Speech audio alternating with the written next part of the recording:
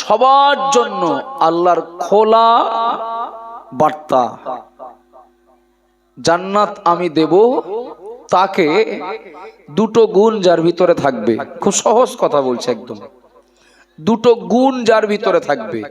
ইন্নাল্লাযীনা আমানু, এক নম্বরে আল্লাহ বলেছেন যে মানুষটা ঈমানদার, একটু সুবহানাল্লাহ বলেন। দুটো গুণ লাগবে। এক নাম্বার, যে মানুষটা ঈমানদার। এখানে আবার প্রশ্ন, ঈমানদার কে? বাহ্যিক ভাবে কলেমা পড়েন, এটা আমরা জানি যে লোকটা কলেমা পড়েছেন মানে লোকটা ঈমানদার। কিন্তু এই কলেমাটা শুধু মুখে মুখে কেউ পড়লে ঈমানদার হয়ে যাবেন? একটু কথা বলেন না বাবা। না, শুধু মুখে মুখে কলেমা পড়লেই ঈমানদার হবেন না। কিছু মনে নেন না বাবা, আসামে এনআরসি হয়েছে, বিহারেও এনআরসি এসআইআর হয়েছে, আসামে এনআরসি হয়েছে, বিহারে এসআইআর হয়েছে, পশ্চিমবঙ্গেও এসআইআর হয়েছে বা হচ্ছে। যত সময় এনআরসি বা এসআইআর না হচ্ছে তত সময় সবাই আমরা এই দেশের নাগরিক।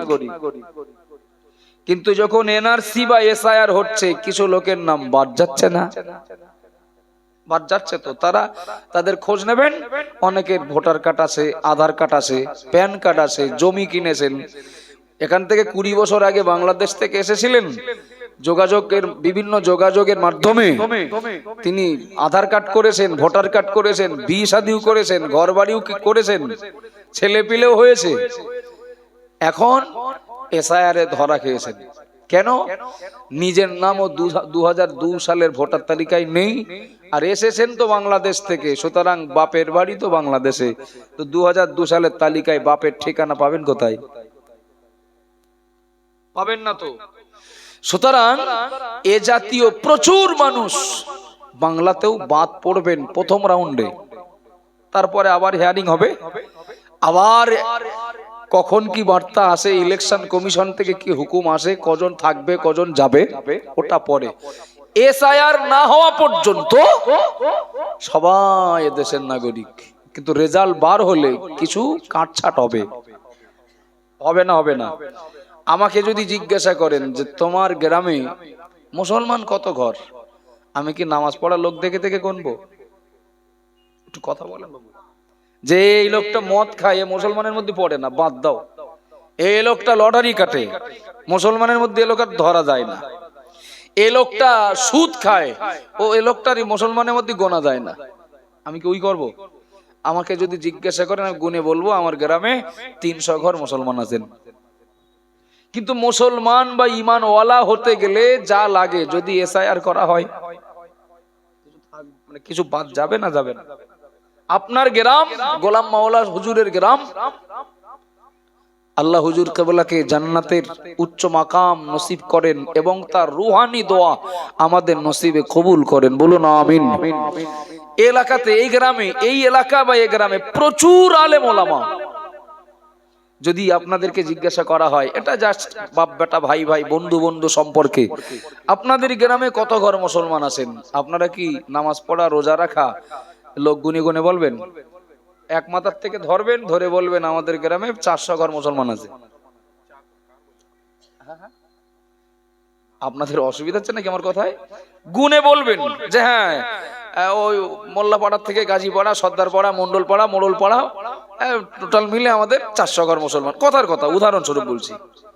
যদি এসআইআর করা হয়, এসআইআর নাগরিকদের এসআইআর না, মুসলমানের এসআইআর, ঈমানওয়ালার এসআইআর, 2-1 জনের নাম বাদ যাবে বলে মনে হয়? কথা বলেন বাবা। আল্লাহ পরিষ্কার জানিয়ে দিলেন, আমার বান্দা বান্দি মনে রাখো, আমি আল্লাহ জান্নাত দেব, তবে দুটো বিষয় লাগবে, দুটো শর্ত লাগবে। ওই জান্নাতি পাওয়ার আশা, জান্নাতে যাওয়ার আশা করা লোকটার ভিতরে দুটো গুণ লাগবে। আল্লাহ 1 নম্বরে বললেন, দুনিয়ার মানুষ মনে রাখো, ইন্নাল্লাযীনা আমানু, যে মানুষটা ঈমানদার। আল্লাহ নবী মুহাম্মদুর রাসূলুল্লাহ সাল্লাল্লাহু আলাইহি ওয়াসাল্লামকে একজন সাহাবা জিজ্ঞাসা করলেন, ইয়া রাসূলুল্লাহ মান ঈমান? হুজুর ঈমানদার, ঈমান কি বা ঈমানদার কে? ঈমানটা কি বা ঈমানদার কে? কোন লোকটা ঈমানদার, কোন লোকটার ঈমান আছে বুঝবো কি করে? কিছু মনে নেন না, আমরা এক একজন এক এক হুজুরির ভক্ত, এক একজন এক এক জামাতের লোক, এক একজন এক এক দরবারের লোক। আমার হুজুরির কথা আপনার গায়ে সহ্য হয় না, আবার আপনার হুজুরির কথা আমার দেহে টানে না। আছে না নেই? আছে না নেই? আছে তো। কিন্তু মুহাম্মাদুর রাসূলুল্লাহ তিনি যে সবার নবী, এই জায়গাটাই কি আপত্তি করার জায়গা আছে?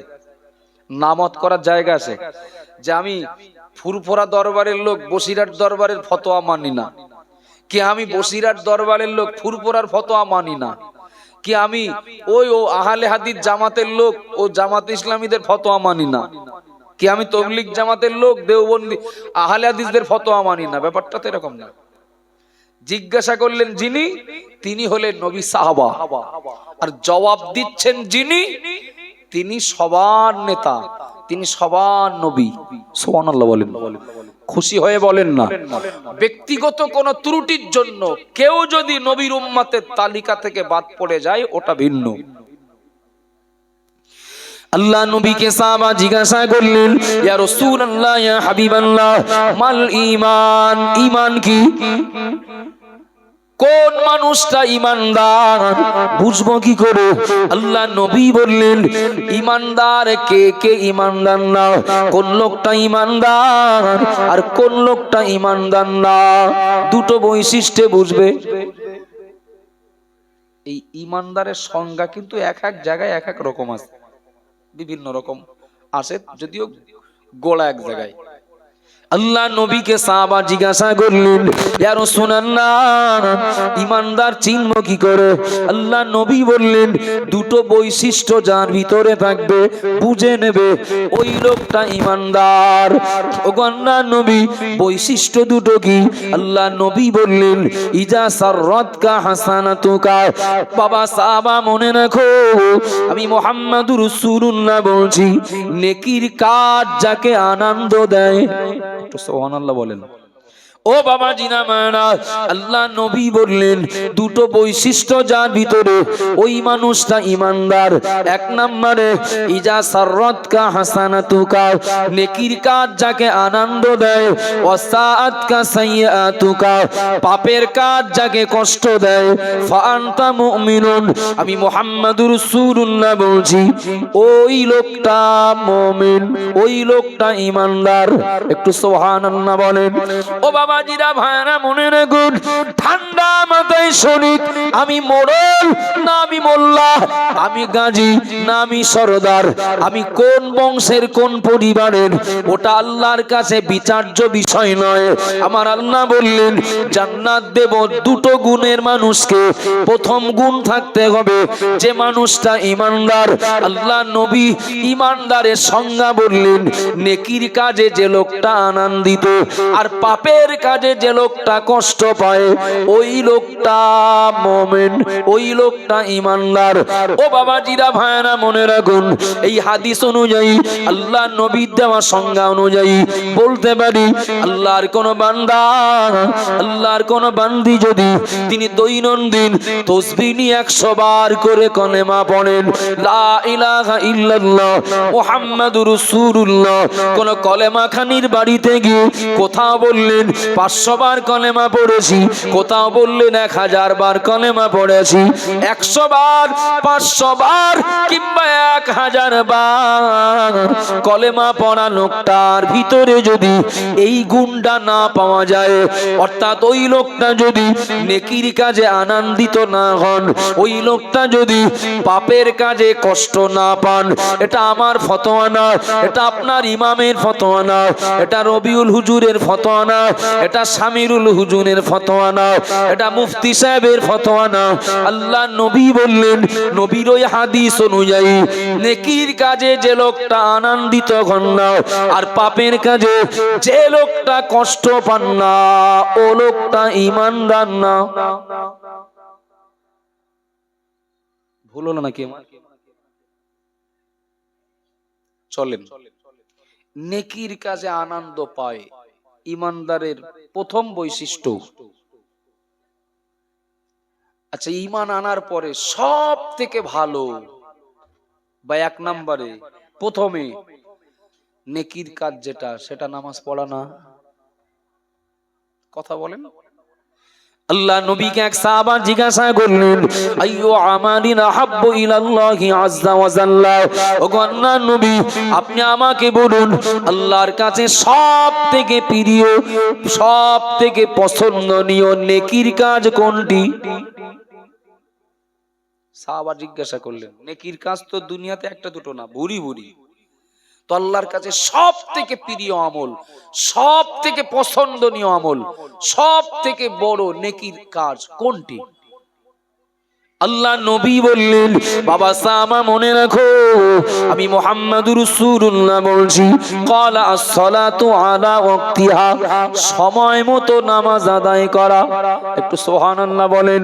শুধু নামাজ নয়, সঙ্গে একটা কথা জুড়ে দিয়েছেন আল্লাহর নবী, সঙ্গে একটা কথা জুড়ে দিলেন, সময় মতো নামাজ আদায় করা।